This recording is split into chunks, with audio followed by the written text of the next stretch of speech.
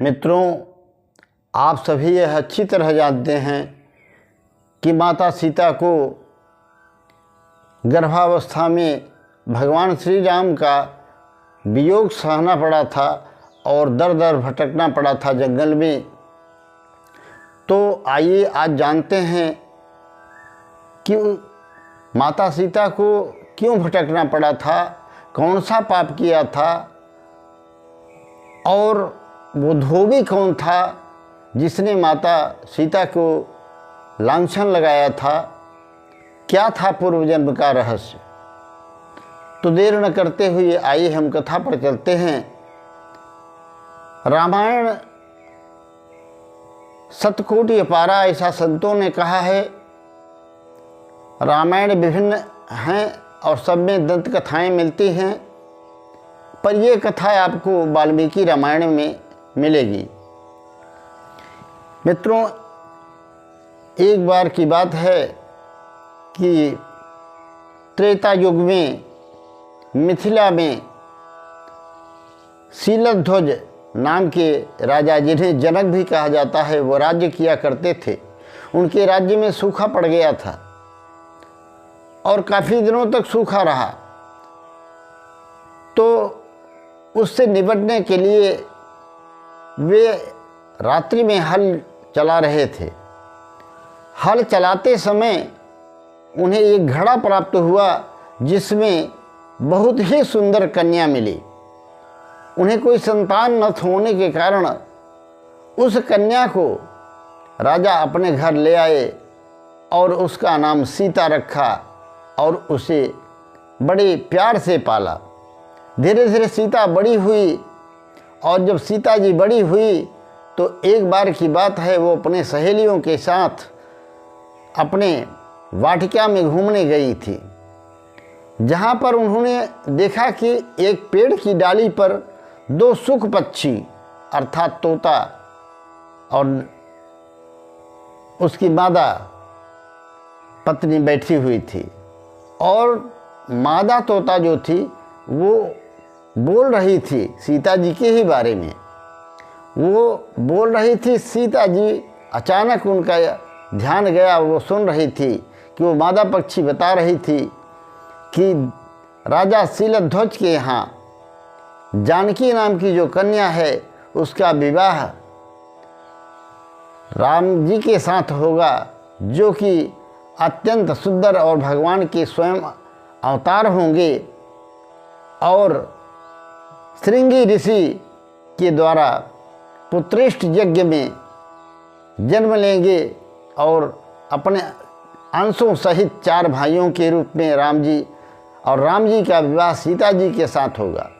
सीता जी ने जब ये सुना तो उन्हें बड़ा आश्चर्य हुआ और ज़्यादा अपने भविष्य की बातें जानने के लिए अपने सहेलियों से कह करके उन दोनों सुख पक्षियों को पकड़वा लिया और पकड़वा करके एक पिंजरे में बंद करवा दिया और बड़े प्यार से बोलने लगी कि तुम दोनों को कोई कष्ट नहीं होगा, तुम लोग हमें ये बात बताओ कि राम जी कैसे होंगे, वो कैसे यहाँ आएंगे। मैं ही जानकी हूँ, मैं ही सीता हूँ, मेरे बारे में और कुछ बताओ। तो उस मादा पक्षी ने बताया कि राम जी भगवान के अवतार होंगे, अत्यंत सुंदर होंगे, उनका मुख कमल और सुंदर नेत्र, ऊंची नासिका, चमकता हुआ ललाट और चौड़ा वक्षस्थल होगा। उनकी सुंदरता का त्रिलोकी में कोई पार नहीं पाएगा, उनके समान सुंदर कोई नहीं होगा। और विश्वामित्र जी के साथ ताड़कासुर और मारीच का वध करते हुए वो राजा के महल में पधारेंगे जनकपुर में और धनुष तोड़ करके सीता जी के साथ ब्याह करेंगे। सीता जी अत्यंत प्रसन्न हुई उन पक्षियों को पा करके और बड़े प्रेम से कहा कि आप लोग जो है यहीं पर रहिए और मैं आप लोगों की पूरी सेवा करूंगी, कोई कष्ट नहीं होगा, कोई नुकसान नहीं पहुंचाऊंगी। पिंजरे में बंद कर दिया।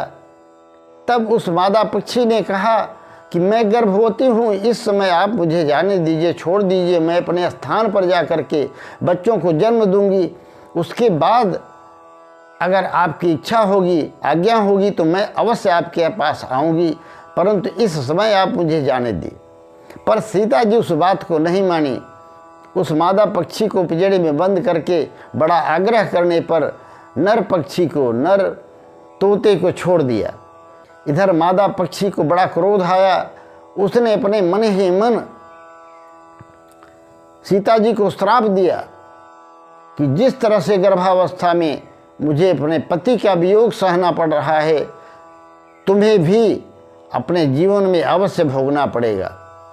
ये कह करके वह मादा तोते की पत्नी जो थी, वो मादा पक्षी वहीं पर मर गई। और जो नर पक्षी था, नर तोता था, उसको जो सीता जी ने छोड़ दिया था, उसके वियोग में उसने भी श्राप दिया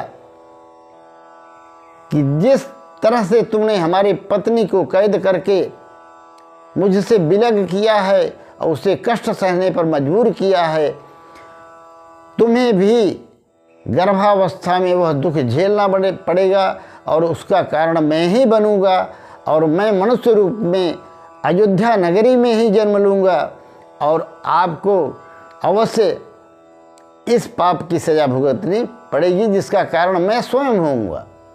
तो मित्रों, आप जानते हैं अच्छी तरह से कि राम जी जब लंका विजय करके आए थे, अपने राज्य में सीता सहित राज्य कर रहे थे, उसी समय धोबी ने सीता जी के ऊपर उंगली उठाई थी, कलंक लगाया था, जिसके कारण सीता जी को वाल्मीकि की आश्रम में जाकर के रहना पड़ा था, जंगल जंगल भटकना पड़ा था, पति का वियोग सहना पड़ा था।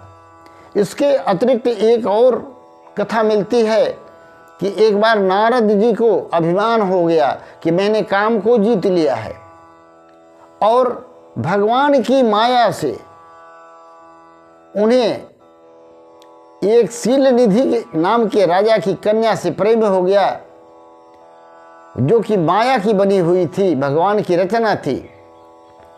तब नारद जी भगवान के पास गए और उनसे कहा कि प्रभु आप अपना स्वरूप दे दीजिए ताकि मैं उस शीलनिधि की कन्या से मेरा विवाह हो जाए। भगवान ने हंसते हुए अपना वानर रूप दे दिया, क्योंकि भगवान का एक रूप वानर का भी है। अब नारद जी वानर का रूप लेके आए। सभी लोग जब स्वयंवर में बैठे थे तो विश्वमोहिनी जो कन्या थी शीलनिधि की, वह नारद जी की ओर देखती भी नहीं थी। सब लोग नारद जी को देखकर हंस रहे थे और तभी वहाँ पर विष्णु स्वयं आए भगवान, और उस माया रूपी विश्वमोहिनी ने भगवान को माला पहना दिया और उसको लेकर चले गए। तब नारद जी ने भगवान को श्राप दिया कि जिस तरह से तुमने स्त्री के वियोग में दुख कष्ट सहने पर मजबूर किया है, धोखा दिया है, तुम्हें भी अपने जीवन में पत्नी का वियोग सहना पड़ेगा। और तब भगवान ने अपनी माया का कर्षण कर लिया, माया हटा दी। तब नारद जी होश में आए और भगवान के चरणों में गिर गए और बड़ी माफ़ी मांगी, परंतु तब तक तो जो होना था वो हो चुका था। भगवान ने उस श्राप को अंगीकार किया। तो मित्रों, ये दो श्राप कारण बने थे सीता जी का राम जी से वियोग होने के।